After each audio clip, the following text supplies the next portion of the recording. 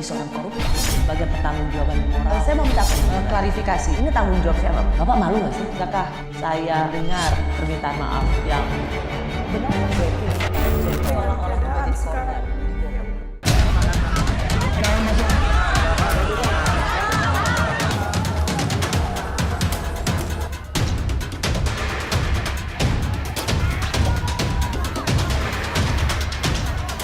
Ya, saya belum tahu maksudnya apa kok perubahan itu terjadi. Tentu kita menyesal itu terjadi, tidak seperti 5 tahun yang lalu. Ya kita kan ngikut aturan KPU juga. Kan saya juga nggak tahu update-nya di sana seperti apa. Kita ngikut aja kok ya. Sama aja. Nggak ada yang menguntungkan siapa-siapa kok. Nggak apa-apa, itu urusan KPU. Saya disuruh debat, setuju, disuruh lomba menggoreng martabak. KPU berupaya meredam kegaduhan format debat Pilpres yang berubah-ubah. Meski keputusan akhirnya, Capres dan Cawapres tetap akan selalu berdampingan dalam seluruh debat. Namun, Capres-Cawapres pendamping tidak berhak bicara dalam debat. Jadi didampingi, kalau yang bicara Capres ya, Cawapres ikut mendampingi, kalau yang bicara Cawapres, Capresnya mendampingi. Yang bicara adalah saat debat Capres ya, Capres yang bicara. Saat debat Cawapres yang bicara yaitu adalah Cawapres.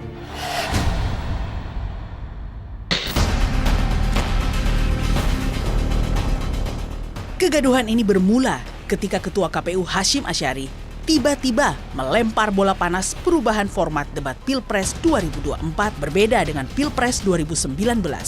Kini, Cawapres akan didampingi Capres saat melakukan debat. Capres berhak bicara dalam debat Cawapres meski porsinya lebih sedikit. Pada saat debat Capres maka proporsinya Capres untuk bicara lebih banyak ya. Ketika debat Cawapres maka proporsinya Cawapres juga yang lebih banyak.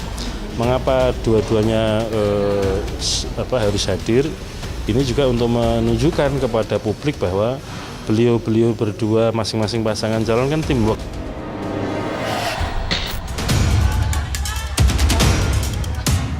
Otak-atik format debat ini pun menuai kontroversi. Timnas Amin mengkritik dan bahkan mempertanyakan, apakah KPU bermanuver? Sedangkan TPN Ganjar Mahfud menuding, berubahnya format debat membuat publik tak bisa melihat secara utuh Capres-Cawapres. Hanya TKN Prabowo Gibran yang setuju dengan perubahan format debat. Ya, ini bukan memilih jago debat ini. Ini memilih jago pemimpin yang kita anggap pas gitu. Ini mohon maaf ya, kalau bagi kami ini sudah going too far menurut kami. Bagaimana kita di sini seakan-akan KPU itu punya niat jelek gitu, ada upaya tersembunyi di balik ini gitu. Saya kira KPU sangat harus berhati-hati. Ini kan lagi sensitif ya, di saat orang lagi menyoroti putra presiden, malah format debatnya dihapus, diubah dengan meniadakan face to face antara cawapres. Apakah KPU bermanuver di sini? Karena ini menurut saya membuat masyarakat itu tidak mampu atau tidak bisa melihat secara utuh capres ataupun cawapres yang akan mereka pilih nantinya. Ini penting buat kita sebagai bangsa agar kita tidak membeli kucing dalam karung. Kegaduhan lain di KPU adalah dugaan bocornya data daftar pemilih tetap pemilu 2024. Dugaan kebocoran muncul setelah akun Jimbo menjual 252 juta database pemilih 2024 yang diklaim berasal dari situs KPU. Data tersebut dijual 1,1 miliar rupiah di forum daring Bridge Forum. Kalau yang dapat saya analisis gitu, ini adalah benar-benar data DPT ya. Artinya masih ada celah keamanan gitu yang nanti di tahun 2024 bisa digunakan orang untuk masuk, hacker untuk masuk, untuk mengacak-ngacak hasil perhitungan pemilu. Saat ini memang gugus tugas keamanan siber KPU sedang melakukan penelaahan terhadap hal tersebut. Ya, selama ini sih memang website kami bisa terkategori tangguh. Ada ribuan serangan, ada ratusan serangan setiap hari.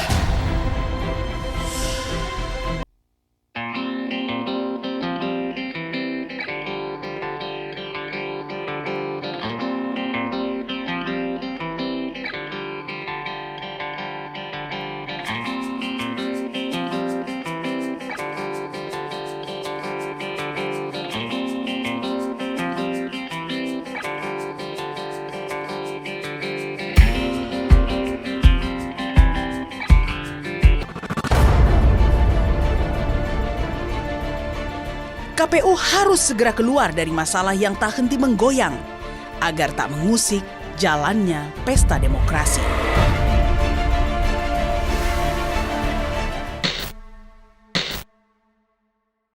Saya sudah bersama orang yang paling bertanggung jawab atas kegaduhan di KPU akhir-akhir ini.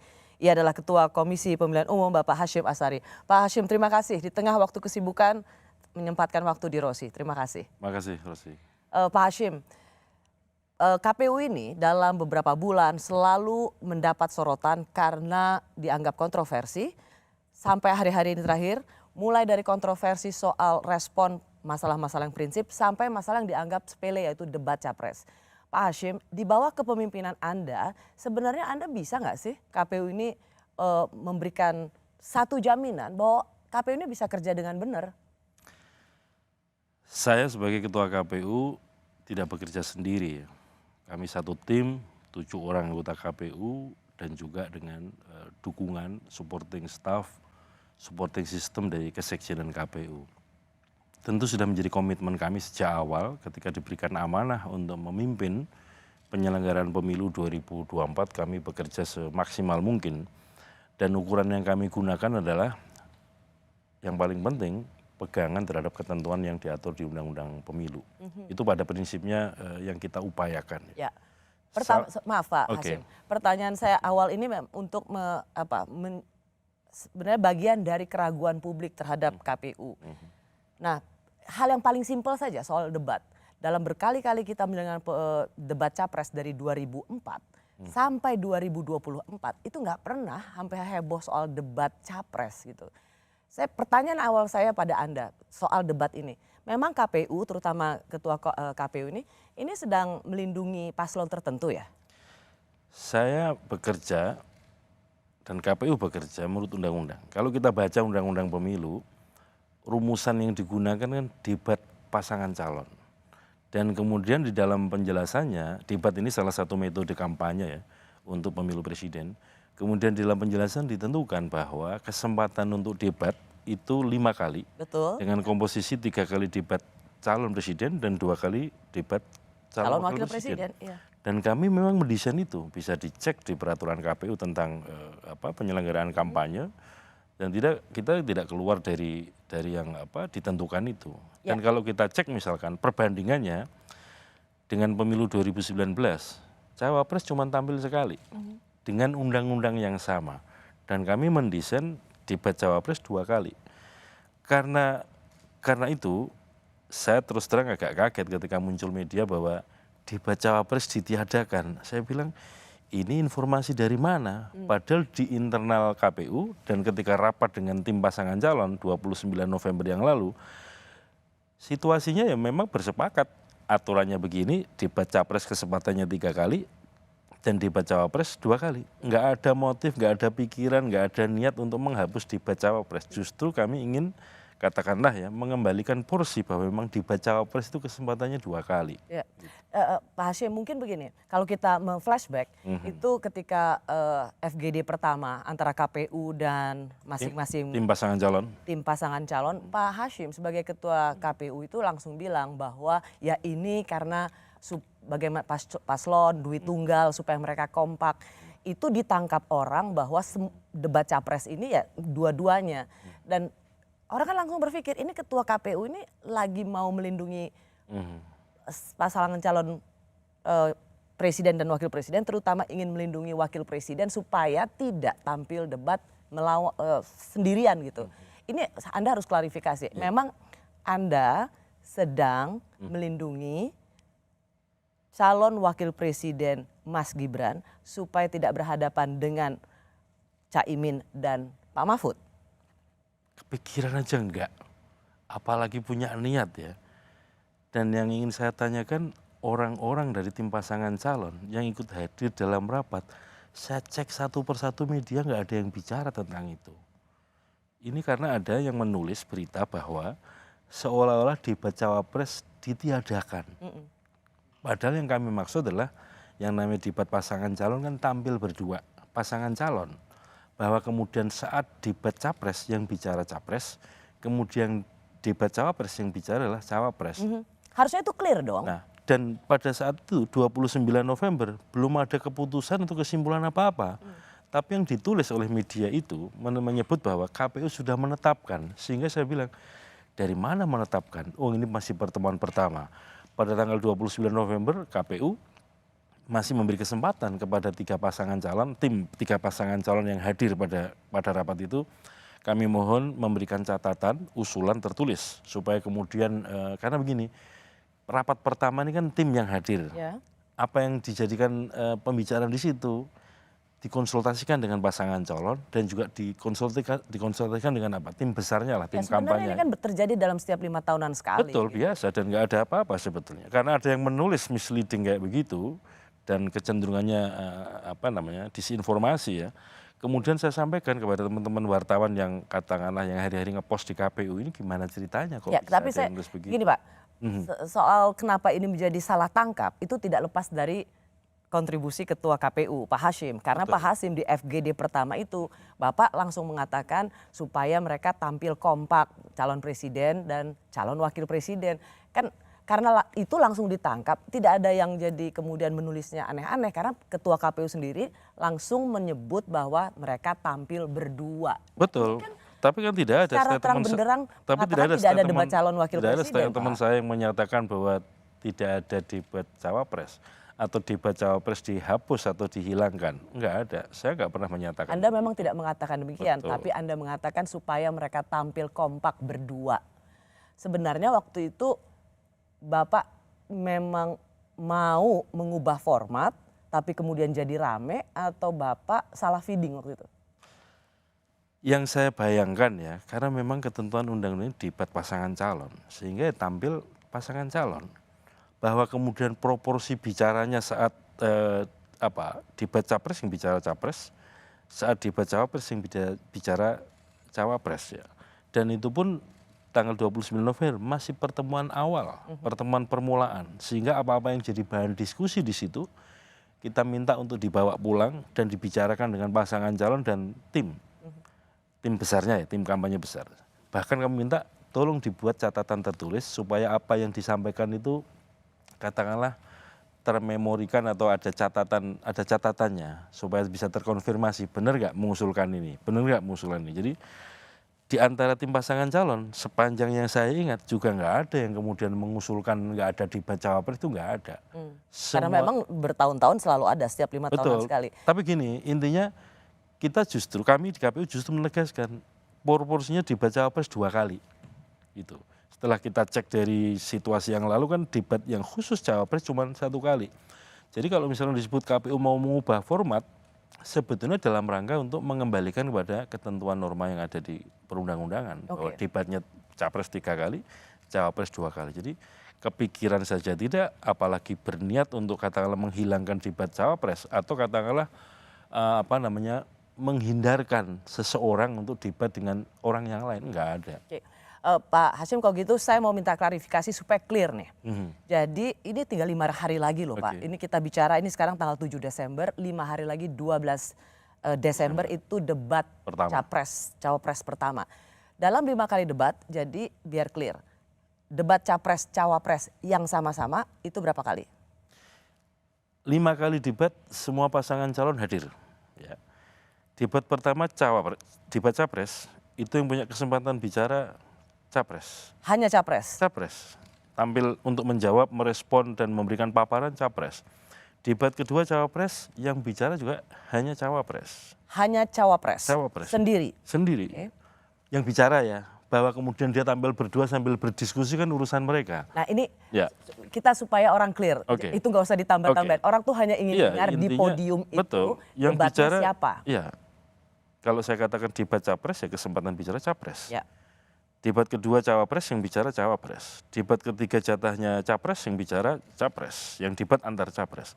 Yang keempat debat cawapres yang bicara antar cawapres. Terakhir debat jatahnya capres yang bicara juga capres. Itu kesepakatan terakhir yang kemudian dilakukan pada rapat tanggal 6 Desember kemarin. Baik. Jadi ini sudah final belum Pak? Sudah. Soal formatnya? Sudah ya? ada cara pandang yang sama, sudah ada titik temu yang sama, sudah ada pemahaman yang sama antara KPU dengan Oke. semua tim pasangan Berarti calon. hari ini Kamis tanggal 7 Desember sudah ada klarifikasi, semoga ini mengklirkan masalah bahwa untuk format debat dimulai tanggal 12 Desember nanti ada 5 kali debat, 3 kali debat hanya calon presiden dan 2 kali debat hanya calon wakil presiden. Betul. Baik. Kalau menurut undang-undangnya kan harus ada itu. Kalau tidak salah 3 capres, 2 wapres. Tidak mungkin, kalau dihilangkan tuh tidak mungkin. Pasti ada 3 capres. Kalau dihilangkan tuh artinya menyalahi undang-undang. Pasti itu. Ya, kalau dulu memang tidak ada perdebatan sebelum perdebatan itu nggak ada. Nah sekarang ada debat karena ada isu bahwa nanti kalau itu akan didampingi. Mestinya 2 capres sendiri, 2 wapres sendiri, 1 bareng capres dengan wapres misalnya. Itu mungkin lebih elok ya. Masih bersama saya Ketua KPU Pusat periode 2022 hingga 2027 Bapak Hasyim Asyari. Pak Hasyim, tadi kita sudah dengar sampai Pak Wapres itu, Pak Ma'ruf Amin ikut bersuara karena melihat pertanyaan publik ini mau menghapus debat cawapres. Jadi wakil presiden sampai bilang saya aja debatnya sendirian, kenapa itu harus diubah? Mungkin beliau lupa kalau debat beliau waktu itu cuma sekali ya. 2019 debat yang khusus cawapres, rekamannya masih ada, berita-beritanya ada, debat cawapres yang khusus head to head antar cawapres cuma sekali. Nah oleh karena itu, karena di Undang-Undang Pemilu dan dalam peraturan KPU sebagai turunan dari Undang-Undang Pemilu menentukan bahwa 5 kali debat itu komposisinya 3 kali debat capres dan 2 kali debat cawapres, justru KPU ingin menggelar debat capres itu sebagaimana yang ditentukan dalam undang-undang. Jadi nanti kesempatan untuk debat capres 3 kali dan debat cawapres 2 kali. Artinya yang memang capres sama capres, cawapres sama cawapres komposisinya seperti itu. Pak Hasyim sudah menerangkan, mengklarifikasi di program Rosi ini soal 5 kali debat capres, 2 calon presiden saling berhadapan dan 3 debat calon presiden saling berhadapan dan 2 debat calon wakil presiden berhadapan. Ini sudah dikelirkan di Rosi. Terima kasih Pak Hasyim. Hanya memang KPU akhirnya mengubah format seperti di undang-undang ini. Kita berterima kasih pada tekanan publik. Jadi karena itu menjadi bagian yang Oke. mengingatkan KPU supaya nggak main-main dengan format Jadi begini, capres-cawapres. kalau dianggap mengubah format, itu bukan kemudian mengubah format keluar dari ketentuan undang-undang. Kita kan melakukan evaluasi dari catatan-catatan pelaksanaan pemilu sebelumnya. Setelah kita cek informasi data tayangan, memang situasi yang lalu 2019 debat cawapres cuma sekali. Maka kemudian kalau dianggap mengubah format itu mengubah format pemilu dari 2019 kembali ke format yang ditentukan oleh Undang-Undang Pemilu, yaitu debat capres 3 kali, debat cawapres 2 kali. Dan di PKPU tertulis begitu. Bagaimana mungkin KPU membuat PKPU kemudian kita keluar dari yang sudah kita tentukan bahwa ada debat capres 3 kali dan cawapres 2 kali. Ya, Pak Hasyim, kalau begitu supaya orang mendapat persepsi yang sama dari penjelasan Pak Hasyim, kemarin kan sudah diputuskan soal format debat. Betul. Ada pernyataan dari Pak Hasyim, tapi ada hal yang menurut saya tetap harus Pak Hasyim clearkan. Tapi saya tunjukkan dulu, kita dengarkan dulu apa penjelasan dari Ketua KPU.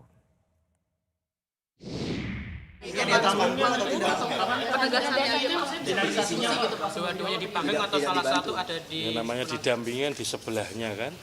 Berarti menjadi pajangan dong Pak, kalau misalnya yang ngomong capres-capres aja, cawapres dia maju. Misalkan sebelum capres jawab boleh diskusi dulu sama capres. Soal beliau berdiskusi atau tidak kan urusan capres cawapres.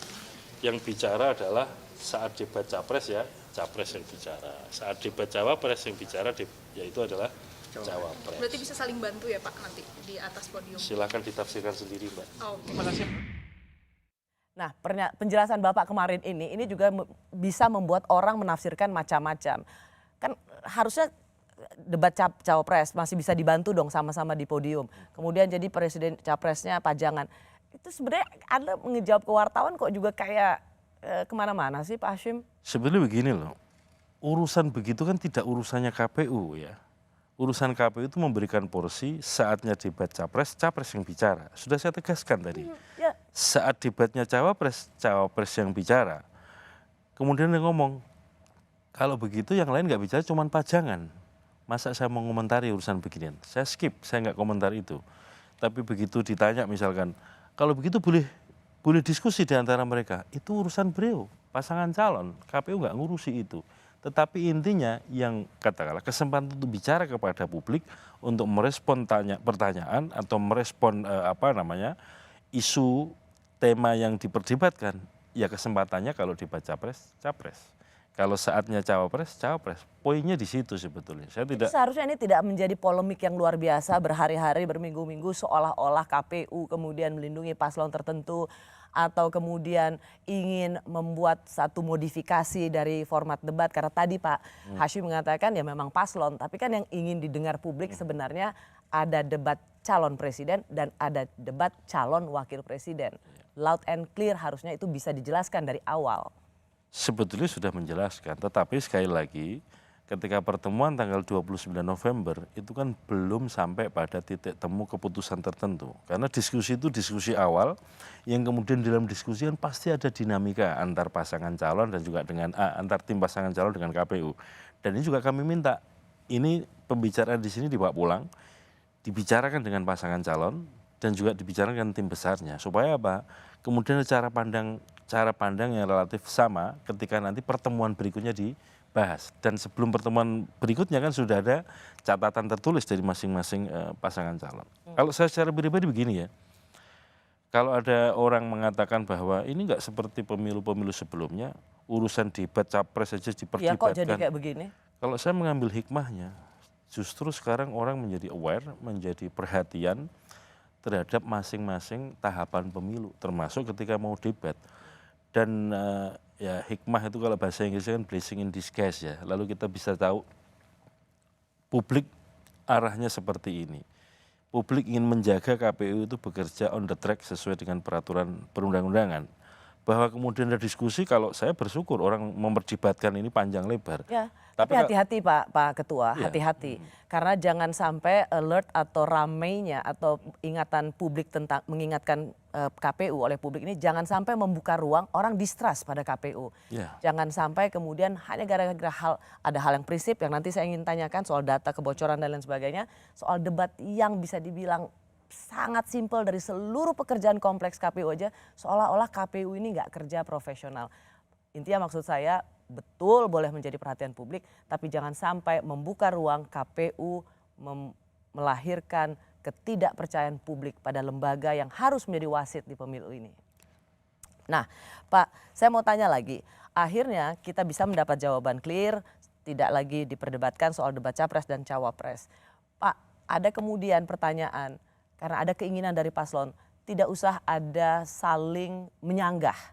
Apakah memang ini juga menjadi format yang bisa dibilang final? Karena ada kisi-kisi pertanyaan atau tema yang akan diberikan kepada paslon, tapi apakah saling menyanggah seperti format lalu juga masih bisa diakomodasi? Iya, dari segi teknis pembicaraan dalam perdebatan tentu ada kesempatan untuk menyampaikan visi misinya apa sih dalam durasi waktu tertentu. Kemudian berdasarkan visi misi itu akan diajukan sejumlah pertanyaan pendalaman. Dan ada saatnya juga kemudian namanya debat.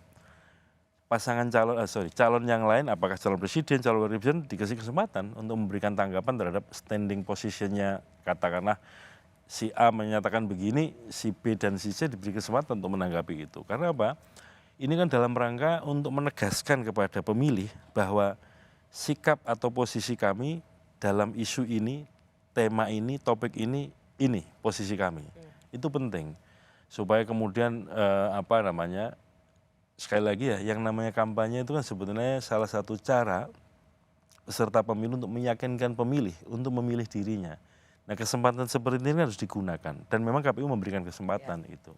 Jadi penting sekali memang untuk menyelenggarakan debat ini karena kita percaya semua anak bangsa atau mereka yang sudah menjadi pasangan calon presiden dan wakil presiden adalah putra-putra terbaik bangsa. Sehingga penting karena dari berbagai survei Pak Ketua, ini kontribusi debat untuk para pemilih ini cukup signifikan. Jadi penting sekali untuk memastikan pemilih akan memilih di 14 Februari setelah melihat rangkaian debat ini. Iya. Pak, saya mau tanya, orang kan selalu mengkaitkan Pak Ketua ini, bisa belok-belok kayak gini, kemarin awalnya bilang pakai porsi 70-30 dan sekarang ini. Apakah memang KPU ini mendapat semacam arahan untuk memodifikasi debat capres? Saya secara pribadi untuk urusan yang ini maupun urusan yang lain tuh nggak pernah ada ya arahan, tekanan atau pressure dari siapapun ya.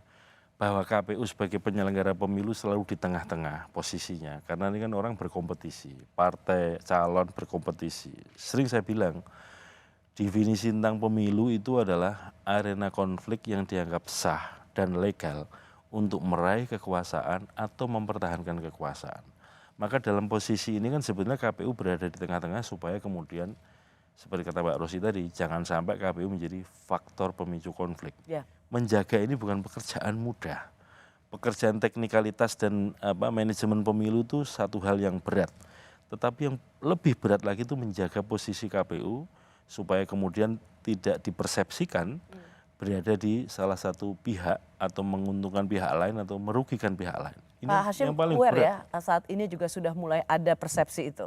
Saya paham, karena kan kita mengikuti berita, mengikuti pembicaraan, dan juga di ruang-ruang publik maupun berbagai macam informasi yang masuk kan kita juga mengikuti. Nah karena itulah kemudian KPU harus makin secara pribadi maupun secara kelembagaan harus makin hati-hati dalam mengambil sikap dan juga dalam mengambil keputusan. Kembali ke soal tadi ya, rapat 29 November ini kan masih awal dan nggak ada cerita di dalam itu alot, perdebatannya kenceng, saling ini nggak ada. Karena mereka teman-teman yang jadi tim pasangan calon kan berteman semua. Sangat cair diskusinya. Termasuk diskusi yang rapat yang tanggal 6 Desember kemarin.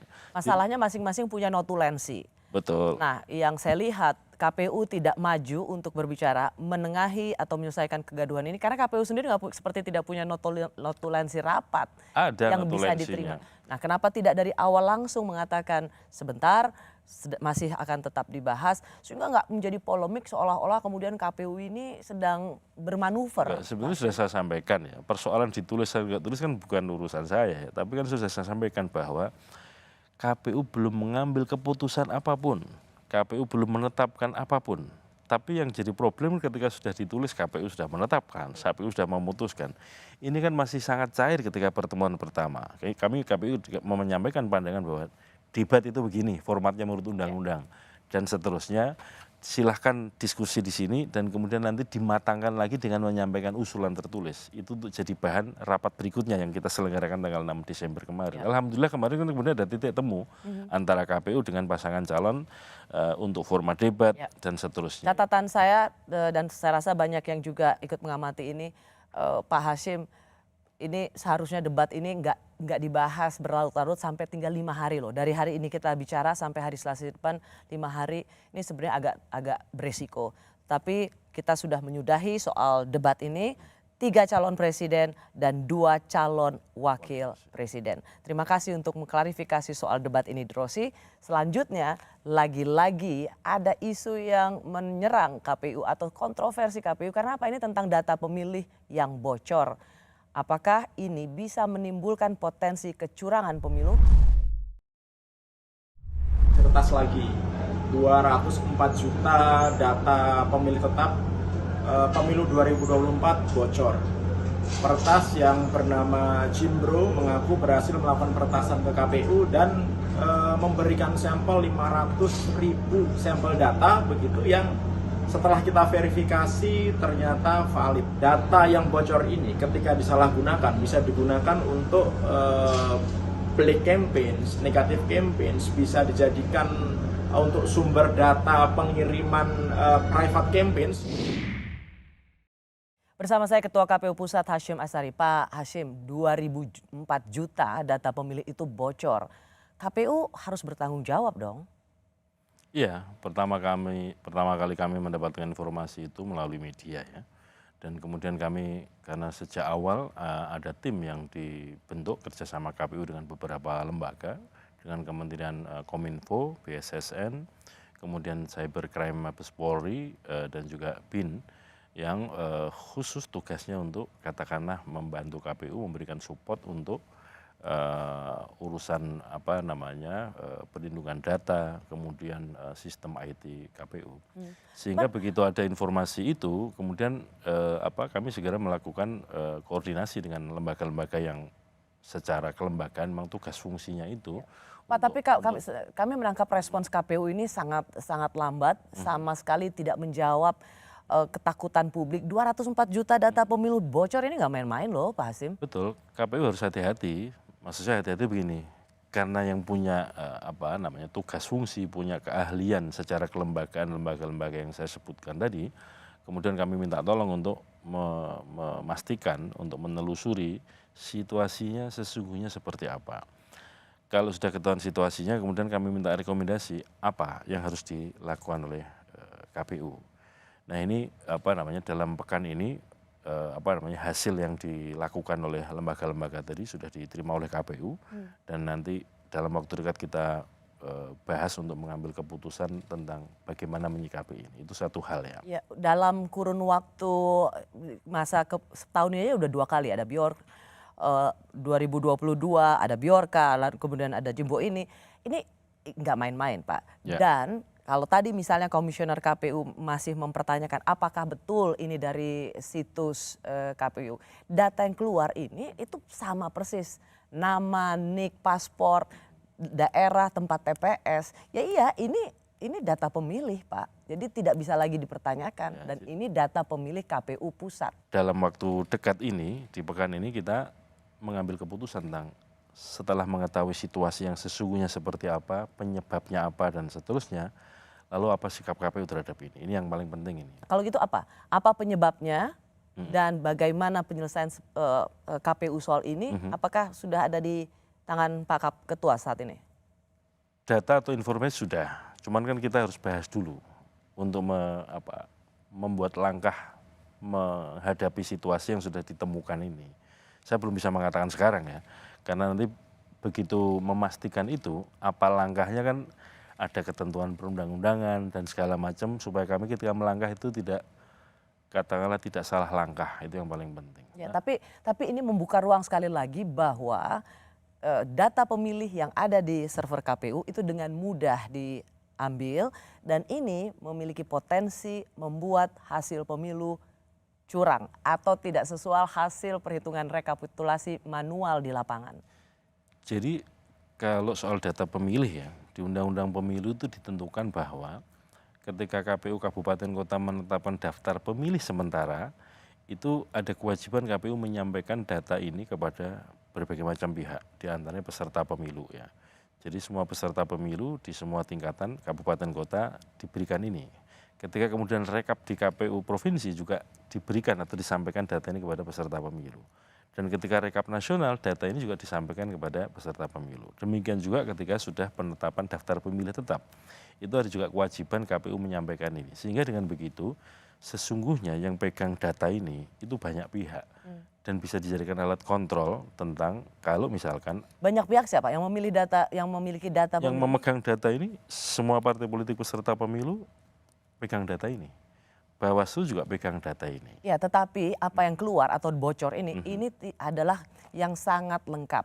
Kalau misalnya partai politik itu masih ada yang bisa dibilang. Bukan. Maksud saya begini, dengan banyak pihak memegang itu, ini kan bisa sama-sama mengontrol ya bahwa apa data yang disampaikan tadi bocor itu kemudian akan digunakan untuk apa. Itu bisa dikontrol bersama-sama. Bahwa kemudian ada titik lemah, kami akui ya, karena kan setelah ditelusuri ada titik lemah di salah satu bagian dari sistem daftar pemilih, sistem informasi daftar pemilih yang dikelola KPU ini. Tapi ingin saya katakan bahwa semua ini bisa dikontrol oleh banyak pihak. Ketersediaan data pemilih dan kemudian validitas data pemilih ini. Ya, betul itu bisa dikontrol banyak pihak. Tapi ini punya potensi bagaimana legitimasi perhitungan suara oleh KPU itu bisa dipertanyakan. Sebagai contoh misalnya Pak Hasyim, kita akan dengarkan bagaimana respons para calon wakil presiden maupun para paslon ini melihat apa yang terjadi soal kebocoran data. Ini tentang ratusan juta data pemilih yang bocor. Ini dia. Ya, ini menunjukkan keteledoran. Kita harus kontrol terus KPU bantu KPU sukseskan pemilu. Karena ini menunjukkan bahwa ada upaya sistematis yang akan mengganggu pemilu. Tim IT kami juga sedang mencoba memantau terus-menerus, tapi tentu saja APH kita harapkan segera bertindak dan KPU segera memperbaiki. Sistemnya tidak boleh rentan, karena ini nanti yang membuat publik punya anasir-anasir negatif. Segera KPU perbaiki, segera proteksi, segera cari orang-orang terbaik untuk bisa meyakinkan bahwa IT sistemnya itu beres. Ya itu harus ditanggap, harus diselesaikan.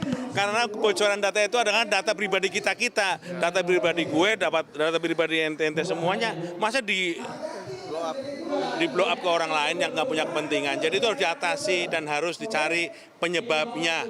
Siapa yang tanggung jawab data yang sepenting itu jadi bocor. Ya. Ada upaya yang sangat sistematis untuk mengganggu pemilu. KPU terkesan lemah soal menjaga ini. Kami berusaha keras ya. Dan sejak awal ketika KPU menggunakan berbagai macam sistem informasi, teknologi informasi untuk layanan kepemiluan, kami sudah menjalin kerjasama dengan berbagai macam lembaga yang punya kompetensi tentang ini, tentang IT. Dan situasi ini kan tentu kami melakukan perbaikan-perbaikan di dalam diri KPU sendiri setelah mengetahui titik lemahnya ada di mana. Dan tentu kami nggak bisa sendirian, kami minta tolong kepada berbagai macam lembaga yang punya kompetensi soal ini. Ya Pak Hasim, termasuk, maaf ya, kok kayak lama banget, ini udah dari mulai peristiwa ini terjadi, ini saat kita bicara saat ini, ini udah hampir 3 minggu loh. Ratusan juta data pemilih bocor, kita belum mendengar penjelasan resmi dari KPU tentang apa yang terjadi. Ya. Karena kami juga mendapatkan informasi hasil penelusuran juga baru-baru saja. Kok lama banget? Ya kan menelusuri kan nggak kemudian di luar kemampuan KPU ya. Ada lembaga yang menelusuri ini. Kami mendapatkan informasi resminya, surat yang kami terima kan juga baru 1-2 hari ini. Ini kan juga kami juga harus hati-hati menanggapi ini. Dan setelah mendapatkan surat ini, mendapatkan hasil kajiannya, kita harus rapat dulu dengan tim di internal KPU maupun dengan lembaga-lembaga yang punya kompetensi tentang ini. Oke lah, ada koordinasi, termasuk ada urusan penegakan hukumnya ya. Iya, tapi ini tentang data pemilih yang orang kemudian, wah berarti paling enggak 204 juta suara itu atau data pemilih itu bisa dipakai untuk memanipulasi hasil pemilu. Untuk pemilu 2024 menggunakan sistem informasi Sirekap, sistem informasi rekapitulasi hasil penghitungan suara sebagaimana yang sudah kita gunakan untuk Pilkada 2020. Itu alat bantu untuk mempercepat dan memudahkan publikasi. Ya. Dan kami tidak menampik misalkan ketika di sebuah TPS ada salah hitung, ini karena keteledoran atau karena manipulasi, itu juga pasti terkonfirmasi atau terverifikasi oleh KPU. Sehingga kemudian ada mekanisme koreksi di tingkat berikutnya. Jadi kalau urusan pemungutan suara, penghitungan suara di TPS ya, karena semua ini kan berasal dari TPS. KPU membuka diri dan kemudian bisa diawasi, bisa direkam, bisa didokumentasikan oleh semua pihak. Ya, tapi kalau hacker bisa masuk dan dia kemudian bisa mencuri atau mengambil 200 lebih juta informasi yang ada di situ, maka dia bisa melakukan apapun. Dia bisa hanya mengambil, dia bisa mengubah, dia bisa menggandakan. Nah ini yang berbahaya dan publik atau para pakar IT tidak melihat KPU memiliki kapasitas dan menjelaskan bahwa ini dalam penanganan yang sangat telaten. Nggak ada di situ. Sampai saat ini kita tidak melihat adanya pernyataan KPU yang mau bertanggung jawab dan mau membereskan soal ratusan juta suara ini. Tentu kami bertanggung jawab karena katakanlah sebagai pemangku data, terutama data pemilih, ini menjadi ruang lingkup tanggung jawab KPU. Namun demikian, untuk menyampaikan kepada publik kan KPU harus firm dulu terhadap situasi yang dihadapi ini. Dan kemudian langkah strategis apa supaya kemudian ketika KPU tampil ke publik menyampaikan informasi perkembangan ini, katakanlah supaya final yang disampaikan. Bukan sesuatu yang kemudian memulai sesuatu yang belum jelas. Kita bicara hari ini 7 Desember Pak Ketua, kira-kira kapan timeline atau waktu yang Bapak berikan bersama komisioner lain untuk memberikan penjelasan soal ratusan juta data pemilih yang bocor ini? Rencananya besok kita akan menggelar rapat itu untuk kemudian menentukan langkah yang tepat yang harus dilakukan oleh KPU. Baik. KPU di bawah komando Hasyim Asyari banyak menuai kontroversi hingga pelanggaran administrasi pemilu. Apa penjelasan Ketua KPU? Masih bersama saya Ketua KPU Pusat Hasyim Asyari. Pak Hasyim, saat ini banyak sekali yang menyerukan soal pentingnya wasit, yaitu dalam hal ini KPU, penyelenggaraan pemilu, juga seorang wasit yang jujur dan adil, supaya hasil pemilu nanti dapat dihormati sebagai hasil yang dapat dipercaya. Bagaimana KPU sebenarnya bisa bertindak tegas dengan segala sesuatu yang mengangkut pelanggaran pemilu? Jadi kalau urusan KPU sebagai penyelenggara pemilu, penyelenggara teknis kepemiluan, kalau ada tindakan yang dianggap atau diduga pelanggaran, ada lembaga lain yang punya kewenangan itu, buat penilaian dan kemudian memproses. Bawaslu misalnya? Ya, Bawaslu. Gitu. Jadi dalam situasi kalau ada masyarakat melihat atau menyaksikan sebuah tindakan yang itu dalam pandangan mereka masuk kategori pelanggaran, ada mekanismenya dilaporkan ke teman-teman Bawaslu. Dan di Bawaslu punya mekanisme untuk menangani ini. Oke, karena yang lagi rame saya harus ingin juga dipertanyakan tidak saja publik, tapi kemudian mereka yang mengutarakan pertanyaan di sosial media, yaitu soal pelanggaran antara bagi-bagi uang, bagi-bagi susu. Ini kok KPU dan Bawaslu berbeda pandangan soal ini.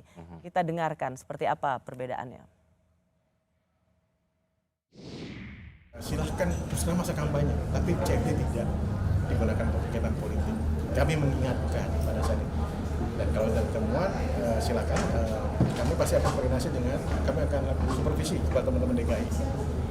Ya, bentuknya karena ini mungkin saja ada masalah sehingga kami harus ingatkan yang bersangkutan, Mas Gibran misalnya, untuk tidak melakukan hal demikian. Itu dari Ketua Bawaslu yang mengatakan bahwa ini harus diingatkan. Tetapi dari Komisioner KPU Pak Idam Holik mengatakan kampanye pembagian makan siang dan susu gratis bukan merupakan pelanggaran selama bukan dalam bentuk uang. Jadi siapa yang harus didengar nih, KPU atau Bawaslu? Jadi kalau di peraturan KPU tentang kampanye itu ada fasilitasi yang disiapkan oleh peserta pemilu kepada pemilih ya. Dan ada nominalnya, besarnya. Bukan dalam arti memberikan uang ya, tapi besar yang dibagikan itu ada batasnya. 100.000. Jadi nilai yang dibagikan nggak boleh lebih dari itu. Tapi sekali lagi itu dalam rangkanya untuk sebagai sarana alat peraga kampanye. Oleh karena itu apakah yang dibagikan dan seterusnya itu masuk kategori alat peraga kampanye atau tidak, nah ini yang perlu kemudian dikaji bersama-sama. Oke, tapi tadi yang paling menyolok adalah Bawaslu bilang supaya tidak melakukan lagi. Sementara KPU bilang nggak apa-apa selama itu bukan uang. Jadi sebenarnya kalau bagi-bagi makanan di Car Free, bagi-bagi susu untuk di Car Free Day itu salah apa enggak? Sekali lagi ya, kalau ada ketentuan di peraturan KPU tentang kampanye itu, kalau itu dalam rangkanya untuk apa istilahnya ya, menyatakan istilah yang digunakan itu citra dirinya ya, itu sebagai sarana untuk kampanye, itu diperbolehkan. Tapi sekali lagi kalau memberikan sesuatu ada batasnya, batas nominalnya. Tapi Ketua, bukan uang yang diberikan. Anda nggak menjawab pertanyaan saya. Ya. Jadi sebenarnya supaya tidak diulang lagi, sebenarnya bagi-bagi susu di Car Free Day itu salah apa enggak? Diperbolehkan. Diperbolehkan. Artinya tidak dilarang ya. Jadi itu tidak melanggar. Dalam pandangan kami tidak. Oke, berarti beda ya antara KPU sama Bawaslu ya? Nah, kalau ini ditanyakan kepada Bawaslu. Pertanyaan terakhir saya ini sering banget KPU sama Bawaslu tidak seiring sejalan itu. Apakah relasi ini dapat mengganggu penyelenggaraan pemilu yang baik? Yang namanya norma di peraturan perundang-undangan itu sangat mungkin ditafsirkan ya. Dalam satu periode kemarin, pemilu yang sebelumnya, itu juga sering situasi ini terjadi. Maksudnya KPU sama Bawaslu nggak kompak? Betul. Ya. Dan kemudian seringkali dalam peristiwa-peristiwa itu terkonfirmasi apa yang jadi pandangan KPU yang dianggap benar ya. Karena itu terkonfirmasi dalam persidangan-persidangan misalkan di Mahkamah Konstitusi. Jadi soal perbedaan pendapat kami melihat memang sering terjadi itu.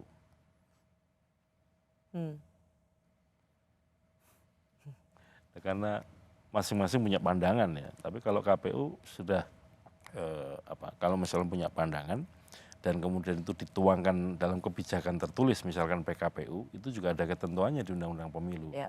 Kenapa saya tanyakan ini Pak Ketua, karena sering saling melaporkan di DKPP. Nggak pernah KPU melaporkan. Ya, Bawaslu melaporkan selalu terlapor. KPU di DKPP. Semoga relasi apapun yang terjadi antara KPU dan Bawaslu tidak mempengaruhi penyelenggaraan pemilu di 2024. Semoga saja. Baik pemilu nasional maupun untuk pilkada. Terima kasih Pak Hashim Asyari sudah meluangkan waktu di Rosi. Terima kasih juga bagi Anda yang menyaksikan program Rosi. Kita ketemu lagi Kamis depan. Tetaplah di Kompas TV, independen, terpercaya.